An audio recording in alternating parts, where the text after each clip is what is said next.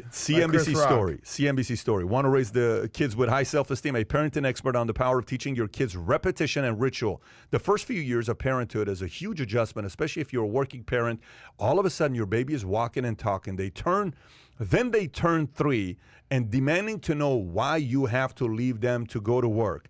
Whatever your work schedule, those mornings, evenings, weekends can feel very short, and you'll want to make them enjoyable and high impact in building your kids' confidence and self-esteem. The key technique to getting there is through teaching repetition and ritual. If your son knows you'll pick him up and hug him in the same way when you came through the door each evening, he'll look forward to it, and he'll be thrilled when it happens. Sing that favorite song together each day on the way home from daycare. Begin each Saturday morning with breakfast at the same time. Tuck him into bed in a consistent way each night. For you, repetition is dull, but for children, especially toddlers, it's wonderful and reassuring. The world is a brand new and complex place, and when they see patterns in it or accurately spot what's coming next, it gives them a sense of security, mastery, and delight. Tom?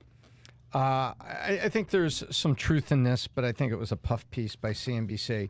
But I will say this, like it. You know, what you do when you bring consistency to a 2-year-old, they sleep through the night and everybody's happy. Yeah. So when you put them to bed at the same time and put them through a ritual, the kid has a more consistent pattern. You don't have the kid waking up in the middle of the night, crawling into bed with a toy saying it's time to play. No, it's not. It's 4 a.m. Leave us alone. Obviously, that's never happened to you.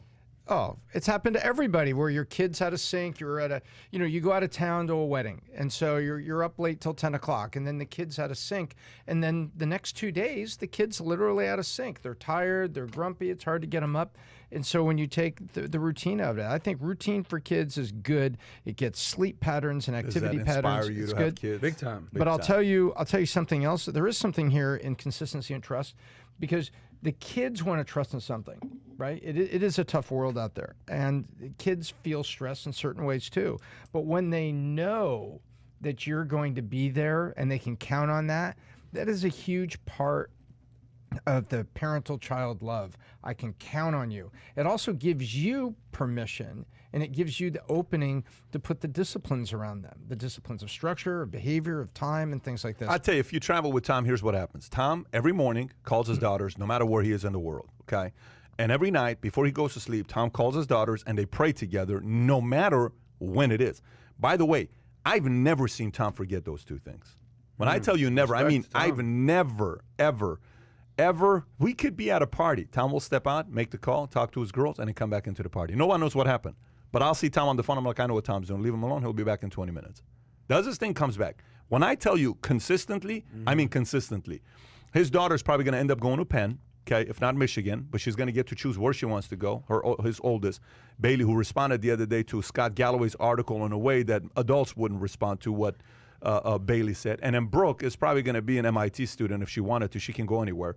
A lot of it is how he and Kim raise their kids with the rituals. Adam, yourself, you hear this commentary. Do you have any thoughts on that? This makes me think a couple of things. You brought up, the whole work-life balance, and I know you were kind of mocking that a little bit. But essentially what I would take from that is, rather than you having to get home at 5:30 and then we kind of mockingly said, yeah, you're spending 2 hours on the phone and you're BSing, it seems like it's more important to have 1 hour of quality time where you guys can, throw the baseball or, do whatever you do with your daughter, play dress up, whatever the hell it is that is dress special. Up. Yeah, dress up. We dress up. Well, I know you've put on some pink outfits and you put on a crown with your daughter. I've seen you do that. Yes. With Santa. But the point is, it comes down to quality time and repetition, and just being there for your kid. Like, I gotta tell you, every time I get out of here at 8 o'clock, I'm home. Right? I'm home by 8:15. My cats are getting that good quality time, y'all. All right, they get a good hour of what an hours incredible your day. parent you are. It's repetition, Wow. And every weekend they know Daddy's gone for the weekend. He's in Miami. He's doing what he's doing, but he'll be back Sunday night. Cat whisper. He'll be back. Yeah. Do you speak to them? No, it's how you... Do you do affirmations with them? Affirmation is my own thing. Who loves you, kitty cat? Do you say stuff to them or no? Do you talk to them at all or no? I talk to Jimbo. Yeah, I see you have a great relationship. Like, as much as we make fun of my cats, you got 2 dogs that are your everything. Oh my gosh, I'm not. Listen, if I had my way, I'd have 10 cats at the house. I love cats. I'm not.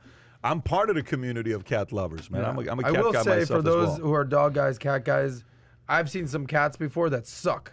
I would never raise my cats to be sucky like that. Is it based on the parent or based on the cat? 100% based on the parent. Ooh. And if you're going to get a cat, get 2 cats because they're playing all day, they're joking around, so we left out fighting. So valuetainment economics, yes. How do you 10 judge keys people? to raising cats. Yes. Right. Nothing's worse than one solo whack cat. So we have to go back 20 minutes now. We have to add to it. How do you judge people? By the behavior of their cats. Yeah. That's a very good point. That's philosophical. Do they have good cats? That's something like Frederick Nietzsche Are they arrogant?